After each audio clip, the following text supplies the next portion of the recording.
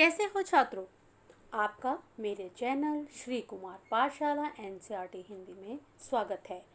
जैसे कि आप सभी जानते हैं कि आजकल लॉकडाउन होने के कारण ऑनलाइन टीचिंग का महत्व बढ़ गया है और आपकी सहायता के लिए हिंदी व्याकरण और साहित्य से संबंधित वीडियो आपकी मदद के लिए बनाए जा रहे हैं, जिससे आप विषय को और बेहतर ढंग से समझ सकें। कुछ बच्चों को ऐसा लगता है कि हिंदी में अधिक अंक लाना मुश्किल है, परंतु बच्चों ऐसा बिल्कुल भी नहीं है। मेरे हर वीडियो में आप बहुत ही सरल ढंग से हिंदी को पढ़ेंगे और समझेंगे। तो आइए बिना देर किए हम शुरू करते हैं आज का विषय। आज का विषय है उपसर्ग और प्रत्यय। सबसे पहले बच्चों हमें जानेंगे कि आज के विषय का उद्देश्य क्या है, आज हम क्या सीखेंगे। आज का सबसे पहले हम जानेंगे नवीन शब्दों का निर्माण कैसे कर सकते हैं। आपको पता है कि उपसर्ग और प्रत्यय से सबसे हम जो है व्याकरण में जो है नवीन शब्दों का निर्माण करते हैं। तो नवीन शब्दों के निर्माण को हम जो है कर सकेंगे, नवीन शब्दों के अर्थ से परिचित हो सकेंगे और नवीन शब्द भंडार द्वारा अपनी भाषा को समृद्ध भी कर सकेंगे, क्योंकि भाषा जितनी समृद्ध होती है उतनी ही हमारी भाषा में प्रभावशाली शब्दों का समावेश होता है। ओके, तो आइए सबसे पहले शुरू करते हैं उपसर्ग। उपसर्ग किसे कहते हैं बच्चों, ध्यान से आप सुनिए। उपसर्ग वे शब्दांश हैं। शब्दांश का क्या अर्थ है? शब्द का एक अंश, पूर्ण शब्द नहीं है, शब्द का एक छोटा सा अंश है, टुकड़ा है, जो किसी शब्द के आरंभ में लगकर उसके अर्थ में बदलाव ला देता है। शब्द जो मूल शब्द है उसके पहले लगेगा और अर्थ में जो है बदलाव आ जाएगा। जैसे अनु जमा मान, अनुमान बन गया। अनु जमा रूप, अनुरूप। तो आप देखिए, मान और रूप दो मूल शब्द हैं, जिसके आगे अनु उपसर्ग लगाने से एक नए अर्थ की उत्पत्ति हुई, एक नए शब्द की उत्पत्ति हुई, और वो शब्द था अनुमान और अनुरूप। तो आप देखिए, मान और रूप के आगे हमने जब अनु उपसर्ग को लगाया तो हमें एक नए शब्द जो है हमने बनाया। शब्द जब बनेगा ये सार्थक शब्द होगा, इसका एक अपना अर्थ होगा। तो आप ये ध्यान रखेंगे, आप कोई भी निरर्थक अर्थ वाले शब्द नहीं बनाएंगे। उपसर्ग के प्रकार, आप जैसे जानते हैं कि उपसर्ग के 4 प्रकार होते हैं। संस्कृत के उपसर्ग, हिंदी के उपसर्ग, विदेशी भाषा के उपसर्ग। अब विदेशी भाषा में हम कौन से उपसर्ग शामिल करते हैं बच्चों? उर्दू और अंग्रेजी के उपसर्ग शामिल करते हैं, क्योंकि ये जो 2 भाषाएं हैं ये हमारी हिंदी में इतनी घुल मिल गई हैं कि इन्हें हम इनके शब्दों को अपनी भाषा से अलग करना अब कठिन लगता है। तो आइए जानते हैं। सबसे पहले हम जानेंगे संस्कृत के उपसर्ग जानेंगे। संस्कृत आपको पता है हमारी वैदिक भाषा है और इस भाषा के जो शब्द हैं हमारे हिंदी में जो है अधिकतर प्रयोग किए जाते हैं। जैसे कि मैंने आप देखोगे शब्द लिया है अति, तो अति उपसर्ग है। इसका अर्थ क्या हुआ? इसका अर्थ है अधिक या ऊपर, और शब्द रूप क्या बनेगा? जब अति में हम रिक्त शब्द मूल शब्द लगाएंगे तो बन जाएगा अतिरिक्त। ठीक है, ऐसे ही इसका दूसरा हम उपसर्ग ले रहे हैं, वो है उप। उप का अर्थ होता है निकट या गौण, और इससे हमने बनाया उप जमा चार, उपचार। तो उपचार का क्या अर्थ हुआ? उपचार का अर्थ हो गया इलाज। ठीक है, नी का अर्थ होता है विशेष। ठीक है, जैसे हमने बनाया है शब्द निबंध। परी का अर्थ होता है सब और, तो परी से हमने जन शब्द मूल शब्द जोड़ के बनाया परिजन। और अगला हमारा उपसर्ग है दुर, तो दुर का अर्थ होता है बुरा, जैसे, और हमने इसमें गुण जोड़ के बनाया है दुर्गुण। ठीक है, तो इस तरह से संस्कृत के उपसर्ग जो हैं हमारी भाषा में जो है का अंग है और इनका अध्ययन भी हम अपने शब्दों में भाषा में करते हैं। आइए अब जानते हैं हिंदी के उपसर्ग। हिंदी के उपसर्ग वे शब्द होंगे जो तद्भव रूप होते हैं। आपको पता है शब्द रूप में एक तत्सम रूप होता है, एक तद्भव होता है, तो हिंदी के जो है शब्द वहीं से आते हैं। आइए इसके उदाहरण को जानते हैं। जैसे अ में अ का अर्थ क्या होता है? अभाव, तो अज्ञान बनाया। अन अन का अर्थ होता है रहित, अनपढ़, यानी कि पढ़ाई के से रहित हो जाना, शिक्षा से रहित हो जाना। स का अर्थ होता है सहित। आपने सब शब्द सुना होगा, सपरिवार, कई बार आयोजन किया जाता है, उसमें सपरिवार आपको निमंत्रण आता है, तो सपरिवार आता है। सफल आ जाता है, तो फल में हम जब मूल शब्द जो है, फल मूल शब्द में जब हम स उपसर्ग लगाते हैं तो हमारा बन गया सफल। और सफल शब्द का क्या अर्थ होगा? इसका होगा कि आप जो है पास हो गए हैं। कु कु जो है, कु का अर्थ होता है बुराई, जिसमें हम शब्द बनाए हैं कुमति। मति मतलब बुद्धि। अध अध का अर्थ होता है आधा। हम अधिकतर बार शब्द प्रयोग करते हैं अध पका, अध जला। तो इस तरह से हम उपसर्ग को मूल शब्द में जोड़कर नए शब्दों की उत्पत्ति करना सीखते हैं। आइए कुछ उर्दू और अंग्रेजी के उपसर्गों के बारे में जानें। सबसे पहले बे उर्दू का उपसर्ग है और इसका अर्थ होता है अभाव, और इसके शब्द रूप बनाया हमने बेदम या बेकार। बेदम मतलब बिना दम के, बेकार मतलब जो व्यर्थ है। खुश का अर्थ होता है अच्छा, और इससे हमने खुशहाल, खुशनुमा, खुश दिल, हम ये शब्द बनाते हैं। गैर भी उर्दू का उपसर्ग है, इसका अर्थ होता है बिना, जिसमें हम शब्द बनाते हैं गैर कानूनी, गैर सरकारी। ठीक है। वाइस ये अंग्रेजी का उपसर्ग है, और वाइस शब्द का अर्थ होता है छोटा, जिसमें हम, आपको पता ही है, जैसे वाइस प्रिंसिपल, वाइस कैप्टन। तो इस तरह से हम शब्दों का जो है निर्माण करते हैं। एक और हमने लिया है अंग्रेजी का उपसर्ग हाफ का अर्थ होता है आधा। आप जब चाउमीन की दुकान पे जाते हैं या फिर जो है वहाँ पे चाइनीज फूड मिलता है, वहाँ पे कहते हैं हाफ प्लेट चाउमीन। तो ये जो हाफ प्लेट शब्द हम प्रयोग करते हैं, ये अंग्रेजी उपसर्ग के से बना है। इस प्रकार हम इन शब्दों का जो है निर्माण करते हैं, और ये शब्द हमारी हिंदी भाषा में इतने घुल मिल गए हैं कि हम इन्हें अलग नहीं कर सकते। और इसी तरह से नवीन शब्द हमारे भाषा में, हमारी हिंदी भाषा को और अधिक समृद्ध बनाते हैं और हमारे ज्ञान को भी बढ़ाते हैं। आइए अब हम जानते हैं प्रत्यय। जिस प्रकार उपसर्ग शब्दांश जो होते हैं ये मूल शब्द के आगे लगकर नए अर्थ की उत्पत्ति करते हैं, नए शब्द की उत्पत्ति करते हैं, वैसे ही प्रत्यय भी शब्दांश होते हैं, शब्द का एक अंश होते हैं, और किसी भी शब्द के अंत में जुड़कर एक नए अर्थ को, नए शब्द की उत्पत्ति करते हैं। आइए उदाहरण देखते हैं, जैसे कि दुकान जमादार, दुकानदार, मिठाई जमा वाला, मिठाई वाला। तो आप देखेंगे दुकान अपने आप में एक मूल शब्द है और मिठाई अपने आप में शब्द है। इसके पीछे हमने जब दार और वाला शब्द जो है शब्दांश लगाया, तो ये हमारा बन गया दुकानदार और मिठाई वाला। इस प्रकार दुकान और मिठाई मूल शब्द के अंत में जब दार तथा वाला प्रत्यय जोड़ने से नवीन शब्द बन गया है, जिसमें हम किसी व्यक्ति के संदर्भ में बात करने बताते हैं। ठीक है। तो आइए, जिस प्रकार उपसर्ग के प्रकार होते हैं बच्चों, वैसे ही प्रत्यय के भी प्रकार होते हैं। तो पहला हम जब प्रकार जानते हैं वो है कृत प्रत्यय, दूसरा प्रकार है तदित प्रत्यय। आइए हम पहले कृत प्रत्यय के बारे में जानें। कृत प्रत्यय धातुओं के अंत में लगते हैं। धातु क्या होते हैं? आपने क्रिया शब्द पढ़े हैं, क्रिया में जो मूल जो होते हैं, मूल रूप होते हैं, उन्हें धातु कहते हैं। तो उनसे, उनके अंत में लगकर जो है ये प्रत्यय का निर्माण होता है। जैसे लिखने जमा वाला, तो लिखना एक लिख जो हम कहते हैं लिख मूल धातु है, तो लिखने से लिखने जमा वाला, लिखने वाला। देख जमा कर, देख कर। रख जमा वाला, रख वाला। देख जमा ना, देखना। तो आप देखिए कि किस प्रकार हमने जो धातु के बाद अंत में हमने उप प्रत्यय लगाकर नए शब्दों का निर्माण किया है। आइए हम तदित प्रत्यय के बारे में जानें। तदित प्रत्यय संज्ञा, सर्वनाम या विशेषण के अंत में लगकर नए शब्द बनाते हैं।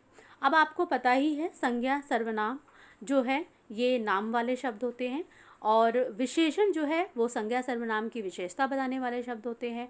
तो इन शब्दों के अंत में जब प्रत्यय लगते हैं तो एक नए शब्द की उत्पत्ति करते हैं। जैसे पत्र जमाकार, पत्रकार। अब पत्र आपको पता है संज्ञा शब्द है, और इसमें हमने कार प्रत्यय लगा के पत्रकार बनाया, तो पत्रकार कौन हुआ? जो हमारे लिए रोज़ नित्य जो है दैनिक जो है सूचनाएं हमारे लिए, समाचार हमारे लिए लाते हैं। भूख जमा आ, भूखा। दया जमा वान, दयावान। चाचा जमा एरा, चचेरा। चचेरा कौन होता है? जो चाचा का बेटा होता है। धर्म जमा इक, धार्मिक। प्यास जमा आ, प्यासा। तो आप देखिए कि इस तरह से हम नए शब्दों का हम जो है प्रत्यय लगाकर जो है निर्माण करते हैं। आइए हम कुछ जो है नीचे दिए गए शब्दों में उपसर्ग, मूल शब्द और प्रत्यय अलग कीजिए। यहाँ पे कुछ आपके लिए अभ्यास कार्य दिया हुआ है, जिसमें से जो प्रथम पंक्ति है उसमें से उपसर्ग और मूल शब्द अलग करने हैं, जबकि द्वितीय पंक्ति में आपको मूल शब्द और प्रत्यय अलग करने हैं। आइए इन शुरुआत करते हैं और आपकी अभ्यास भी हो जाएगा और आप साथ साथ जो है अपने आप इनके जो है बताते जाइएगा। पहला शब्द है हमारा अधिकार। अधिकार में जो उपसर्ग होगा वो है अधि और मूल शब्द होगा कार। विभिन्न, विभिन्न में वि उपसर्ग, भिन्न मूल शब्द होगा। परलोक, पर उपसर्ग, लोक मूल शब्द होगा। वियोग, वियोग में वि उपसर्ग, योग मूल शब्द होगा। निर्वाह, निर उपसर्ग, वह मूल शब्द होगा।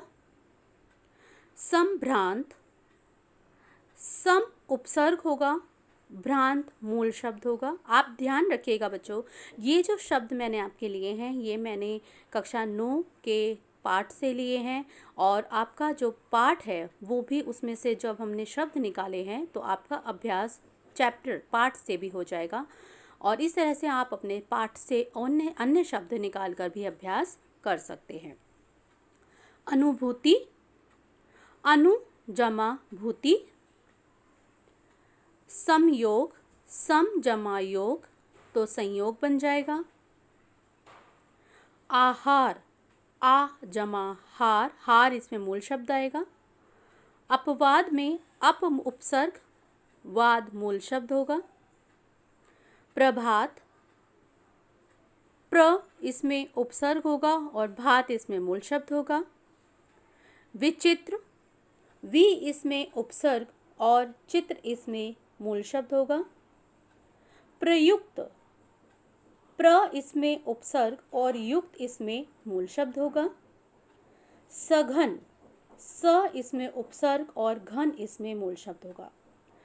जो हम आज उपसर्ग और प्रत्यय कर रहे हैं बच्चों, ये इतने जो है आसान हैं, इतने सरल हैं कि ये कोई भी किसी भी कक्षा के बच्चे जो हैं इसको देखकर समझ सकते हैं और अपने जो है नए शब्दों जो को और जैसे मैंने एक एक उदाहरण दिया है, आप एक एक अन्य उदाहरण भी इससे ले सकते हैं।